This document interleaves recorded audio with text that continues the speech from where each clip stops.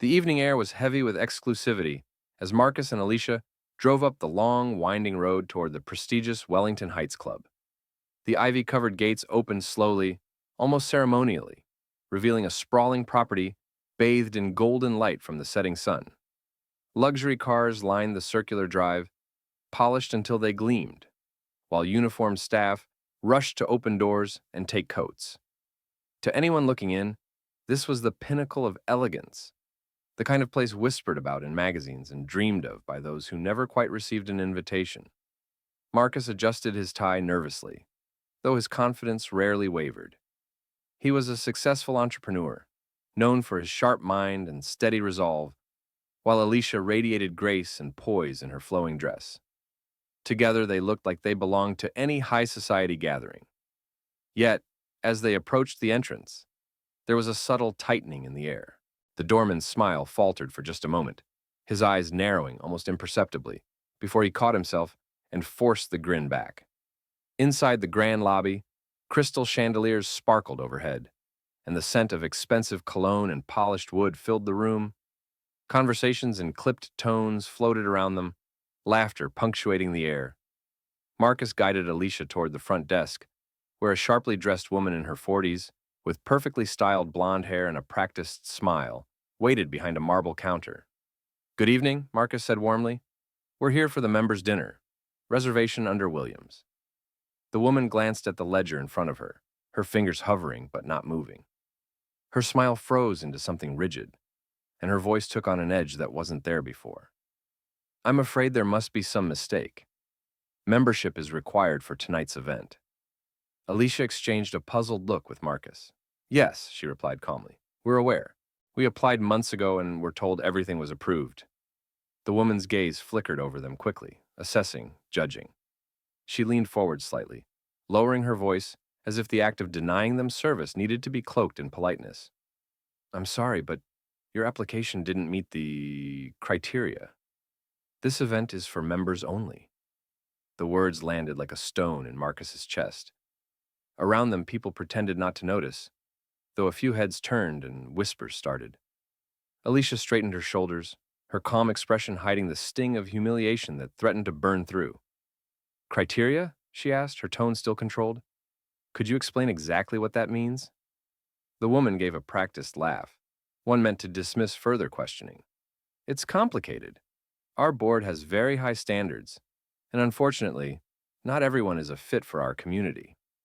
Marcus recognized the euphemism instantly. It wasn't about qualifications, success, or community spirit. It was about the color of their skin. He clenched his jaw, holding back a sharp retort. Years of navigating subtle and not-so-subtle prejudice had taught him the value of patience. Instead, he placed a protective hand on Alicia's back and gave a small, polite smile. "Understood," he said softly, though his eyes carried a fire that belied the calm in his voice. "Thank you for your time." They turned and walked out, their dignity intact, though the sting of rejection lingered like a bitter taste. As they stepped back into the cool night air, Alicia whispered, "They'll regret this one day." Marcus glanced at her, his lips curving into a quiet smile. "Oh, they absolutely will." The golden gates that had opened so grandly earlier now felt like prison bars closing behind them. But neither of them knew that this moment, this rejection, would be the seed of something far greater, something that would turn humiliation into triumph. The drive home was unusually quiet. Marcus kept his eyes fixed on the road, though his knuckles whitened as his grip tightened on the steering wheel. Alicia, sitting beside him, replayed the scene in her head over and over. The fake smile, the dismissive tone, the way the other guests pretended not to stare, yet clearly watched. It wasn't the first time they had been slighted, but something about tonight felt different. The rejection wasn't just personal. It was a public humiliation designed to remind them that, no matter their success, some doors would always be closed. Alicia finally broke the silence. "You saw the way she looked at us," she said, her voice tinged with frustration. "It wasn't about qualifications or standards. We could buy half the cars in that driveway, and it still wouldn't matter to them." Marcus nodded slowly. "It was never about us not being a fit. It's about their comfort zone. They've built that club like a fortress, designed to keep people like us out. He paused, his jaw set. But you're right, it's not going to matter. Because one day, we won't just walk through their doors. We'll own the building those doors are attached to. Alicia turned her head sharply, catching the glint in his eyes. You're serious. Marcus gave a quiet laugh, though it wasn't one of amusement. Completely. We've talked for years about creating something different. Something inclusive, luxurious, but built on community rather than exclusion. Maybe tonight was the push we needed. The idea lingered in the car like electricity, charging the silence between them. By the time they pulled into their driveway, it no longer felt like idle talk. It felt like the beginning of a plan. Inside their home, they poured themselves glasses of wine and sat at the kitchen table, their laptop open between them. Marcus pulled up real estate listings while Alicia jotted notes in a journal. They weren't thinking about creating just another club. They were imagining a place where diversity wasn't just tolerated but celebrated, where elegance wasn't tied to prejudice, and where every guest felt welcome. What if, Alicia began, leaning over her notebook, we took something old, like a property with history, and gave it new life? Rebuilt it in our vision. That would make a statement. Marcus scrolled through a few listings before stopping on one. A sprawling resort property just outside the city, long abandoned after its previous owners went bankrupt. The photos showed cracked tennis courts, a faded pool, and ivy-choked walls. But beneath the ruin, Marcus saw potential. This one, he said, tilting the screen toward Alicia. It's been sitting empty for years, but the bones are strong. It's got the kind of grandeur that could rival Wellington Heights. Except ours would be open to everyone. Alicia's eyes lit up as she studied the photos. It looks like a disaster, she admitted, then smiled. But it could be magnificent. Marcus leaned back, his voice steady. They think they rejected us tonight. But really, they just lit the fire. If they don't want us in their world, we'll build a better one. For the first time that evening, Alicia's frustration softened into determination. She reached across the table, taking Marcus's hand. Let's do it. Let's turn their insult into something unforgettable. In that quiet kitchen, under the soft hum of the refrigerator and the glow of a single light, the blueprint for a revolution was born. What began as humiliation was already transforming into something far greater, a vision that would one day eclipse the very club that shut them out. The next morning, Marcus and Alicia woke with a renewed sense of purpose.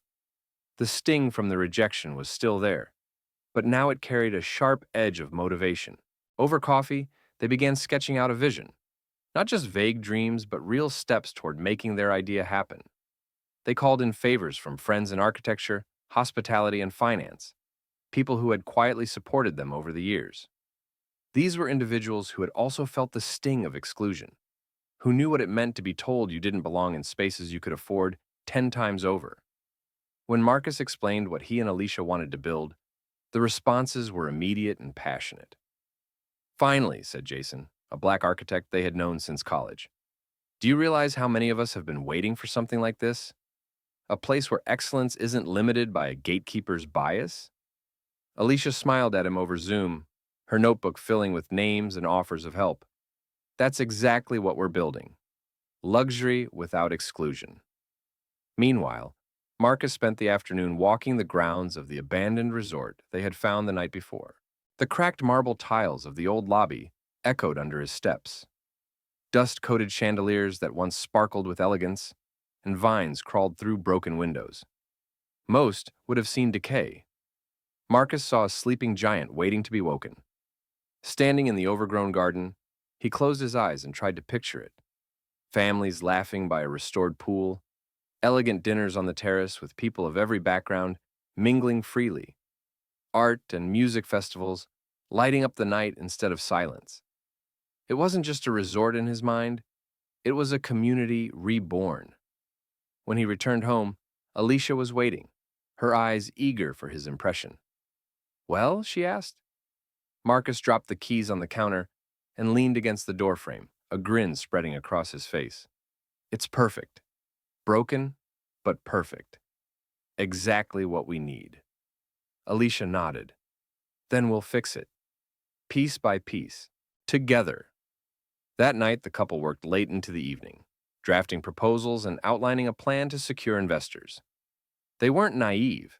They knew it would take millions to breathe life back into the ruins. But they also knew they had connections, credibility, and a story investors could believe in. Every hour they worked, the memory of that sneering woman at Wellington Heights faded, replaced by the thrill of possibility. What had started as humiliation was rapidly transforming into a mission, not just to build something for themselves, but to create a legacy that would redefine luxury itself. In the quiet of their home, with papers scattered across the table and their hearts beating fast with anticipation, Marcus and Alicia realized they weren't just reacting to rejection anymore. They were writing the beginning of a revolution. Weeks later, Marcus and Alicia found themselves sitting in a sleek conference room overlooking downtown Manhattan. Floor-to-ceiling windows spilled light across polished oak tables, and a dozen potential investors in tailored suits leaned back in their chairs, skeptical but curious. Marcus clicked through slides on the projector, his voice steady but filled with passion. We're not just reopening a resort, we're redefining what luxury means. For too long, exclusivity has been a shield for prejudice. Our vision is inclusivity with excellence. Five-star service, world-class experiences, and membership that reflects the true fabric of society, not the narrow gatekeepers of the past. Alicia followed up, her tone calm yet commanding. She described their plans for eco-friendly renovations, wellness retreats, and partnerships with local artists and chefs from diverse backgrounds. This isn't just hospitality, it's culture, it's legacy. Imagine being part of the first resort that makes luxury open, not closed. Some investors exchanged looks, clearly impressed, though one older man cleared his throat with a skeptical frown. You're talking about an abandoned property. And inclusivity doesn't exactly scream exclusivity, does it? People pay for privilege. Alicia met his gaze without flinching. Privilege is being redefined. The next generation of travelers want more than velvet ropes and outdated traditions. They want experiences that feel authentic, inclusive, and world-class. That's what we're offering. And believe me, when you see our grand opening, Wellington Heights will look like a relic. The room buzzed with murmurs. Marcus could feel the shift, some still doubtful, but others leaning in, sensing opportunity. By the end of the meeting, a handful of investors shook their hands firmly, impressed not only by the concept, but by the fire in their conviction. One woman leaned over and whispered as she signed her commitment letter, "You're right. The old world is crumbling. I want in on the new one." Outside on the bustling New York street, Marcus and Alicia held hands and laughed in relief. The first hurdle was cleared. They had secured the initial funding, enough to break ground on their dream. That night, back at the resort grounds, workers arrived with trucks and equipment. Bulldozers cleared weeds, and scaffolding rose against crumbling walls. Slowly, the place that had been forgotten began to breathe again. As they walked the site hand in hand, helmets on, Marcus squeezed Alicia's palm.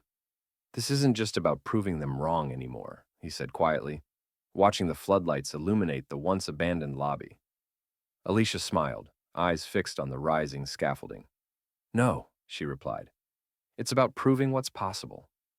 Construction moved at a relentless pace. What had once been a decaying clubhouse with peeling wallpaper and cracked marble floors was slowly transforming into something alive again. The grand lobby, once a hollow shell of dusty chandeliers and silent echoing halls, now bustled with architects, contractors, and decorators discussing designs over blueprints spread across folding tables. Marcus spent long days walking the site, his hard hat tucked low, speaking with electricians and designers. He made sure every corner matched their vision of blending luxury with accessibility. "We're not just restoring," he'd tell them. "We're reimagining. This place has to breathe inclusivity from the moment you walk in." Alicia oversaw the interior concepts. She handpicked fabrics and furniture, insisting on comfort without compromise, elegance without stiffness. She brought in local Black and minority-owned businesses to provide everything from artisanal light fixtures to hand-woven rugs. Each piece told a story of culture, craftsmanship, and dignity. One evening, the couple sat on the half-renovated patio as workers wrapped up for the day. The air smelled of fresh paint and sawdust, and beyond the scaffolding, the sun dipped low over the lake. Alicia unrolled a sketch she had been working on, a new logo for the resort. It wasn't the traditional crest or monogram one would expect from an exclusive club. Instead, it was a flowing symbol of an open gate framed by olive branches, underlined by the name, The Haven at Wellington. Marcus studied it, his chest tightening. It's perfect. It says everything we stand for. But not everyone was pleased. Local newspapers caught wind of their project, and headlines buzzed, "Former members outraged at sale of Wellington Heights." Anonymous quotes from past club members appeared in articles. "It's not the same. They're ruining tradition." Some even made veiled comments, questioning whether Marcus and Alicia were qualified to lead such a venture. One morning, Marcus discovered someone had left a note pinned to the resort's gate. "Stay in your lane. This isn't yours to rebuild." The words burned, but when he showed Alicia, she refused to let fear settle in. She held the note for a moment, then ripped it cleanly in half. "Let them watch. Let them doubt. When we open, they'll have no choice but to see what real luxury looks like." They doubled down on their efforts. Marketing campaigns began, showcasing images of smiling families of all backgrounds, enjoying fine dining, wellness retreats, and golf courses that no longer required pedigree to play. Their tagline spread across glossy mock-ups: "Luxury, open to all." Momentum grew. Curious locals signed up for early memberships, intrigued by the promise of something bold and different. Travel bloggers began to ask questions. Investors who had once hesitated now requested updates. And yet, behind their growing success was the constant awareness that the old guard, the same faces that had once denied them, would be watching closely, waiting for them to fail. Marcus often replayed that day when the maitre d' had turned them away at the door, treating them like they didn't belong. Every hammer strike, every brushstroke of paint, every investor meeting felt like a step closer to rewriting that memory. This wasn't revenge. It was vindication. The grand opening drew closer, and anticipation buzzed like electricity in the air. Contractors worked double shifts, polishing marble floors until they gleamed, testing fountains in the garden courtyard, and setting up crystal chandeliers that refracted light across the freshly painted walls. Everywhere Marcus and Alicia walked, there was noise, hammers, drills, laughter, arguments. But beneath the chaos, there was a rhythm, a heartbeat of something extraordinary about to be born. Alicia spent late nights reviewing every last detail. She personally tested the resort's spa services, scrutinized the menus designed by the head chef, and walked through each suite, adjusting pillows or rearranging artwork to ensure everything looked intentional. "It has to feel like home," she told Marcus one night, exhausted but glowing with determination. "Not just a place to sleep, a place where anyone who walks through the door feels they belong." Marcus handled the investors and community partnerships. He scheduled press tours, inviting local journalists to get a sneak peek of the renovations. They marveled at the transformation. What was once an aging, members-only hideout now pulsed with modern luxury, infused with inclusivity. The reporters scribbled eagerly, snapping photos of vibrant lounges, airy dining rooms, and diverse staff working with pride. But whispers of resistance still lingered. Anonymous posts online mocked the project. "It won't last a year. This isn't what Wellington Heights was meant to be." Some commenters sneered at the idea of opening luxury to everyone, dismissing it as watering down exclusivity. Alicia refused to give them space in her mind, but Marcus sometimes felt the weight late at night. One evening, he sat on the edge of their bed, scrolling through a hateful comment thread, until Alicia quietly took the phone from his hand. "You remember what my grandma always said?" she whispered, resting her head on his shoulder. "You don't plant seeds to prove the soil wrong. You plant them to grow." He exhaled slowly, nodding. The truth of her words steadied him. Soon, invitations for the opening gala went out. The guest list was carefully curated. Community leaders, local entrepreneurs, journalists, cultural influencers, and neighbors who had long been excluded from the old club. Marcus insisted the very first invitations be delivered to families who had lived near Wellington Heights for generations, families who had watched the gates close them out for decades. Word spread fast. People who had once felt invisible now held gilded envelopes with their names embossed in gold. For many, it wasn't just an invitation to a party. It was an invitation into a history that had always shut them out. The day before the opening, Marcus and Alicia walked through the finished resort together. The lake sparkled under the sun. Staff prepared tables with fine china and arranged fresh flowers in tall vases. Soft jazz played in the background as final touches were made. Alicia stopped in the middle of the lobby, gazing at the towering glass doors that would soon swing open to welcome their first guests. "Tomorrow," she said softly, almost to herself, "we change what this place stands for. Forever." Marcus took her hand and squeezed it firmly. "And we make sure no one, ever again, gets told they don't belong." That night, as the resort lights glowed across the water and the staff rehearsed for the big day, Marcus and Alicia allowed themselves for the first time to feel the triumph of how far they had come. Tomorrow, the world would see it too. The night of the grand opening arrived like a scene from a dream. Strings of lights wrapped around the trees lining the resort's driveway, casting a warm glow as sleek cars pulled up one after another. Guests stepped out in elegant gowns and sharp suits, their laughter mixing with the soft strains of a live jazz band drifting from the courtyard. Cameras flashed as local journalists documented the event, eager to capture history in the making. Marcus and Alicia stood just inside the grand lobby, greeting guests with genuine warmth. The once exclusive club was now alive with a crowd that reflected the true heart of the city. Families with children, business owners from different backgrounds, artists, teachers, retirees, and community leaders who had never before set foot in this space.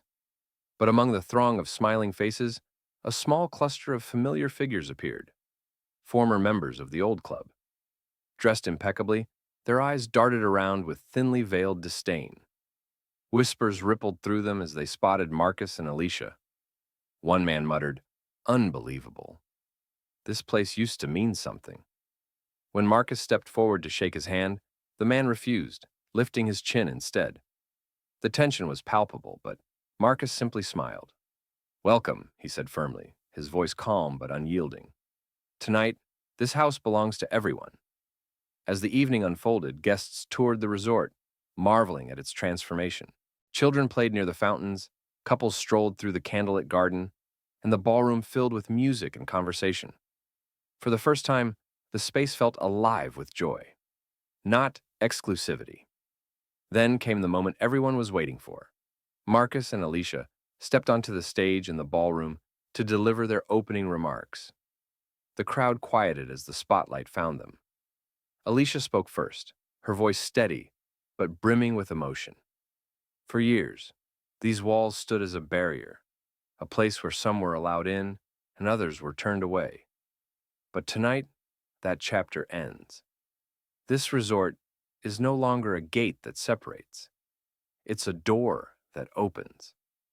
The audience erupted in applause, some rising to their feet. Marcus took the microphone next. "When my wife and I were told we didn't belong here, we made a promise that no one else would ever hear those words again. This place is for the dreamers, the workers, the families, and the friends who make up the soul of this city. And tonight, I'm proud to say, welcome home." The room thundered with cheers, applause echoing against the high ceilings. In the corner, the former members who had once excluded them sat stiff, their faces pale. The realization was written all over them. The couple they had dismissed as unworthy were now the rightful stewards of the very institution they had guarded so fiercely. The humiliation was sharp, but undeniable. As the night went on, Marcus and Alicia danced together in the ballroom, surrounded by guests who laughed, clapped, and celebrated a new beginning. The resort no longer belonged to an elite few. It belonged to everyone who walked through its doors, and as the music swelled, Alicia leaned into Marcus and whispered, "We did it." He kissed her forehead, looking around at the transformed space, at the joy radiating in every corner. "No," he said softly, smiling. "No, we all did it." The resort lights glittered across the water, a beacon of change, and for the first time in its long history, the place stood for unity, pride, and hope.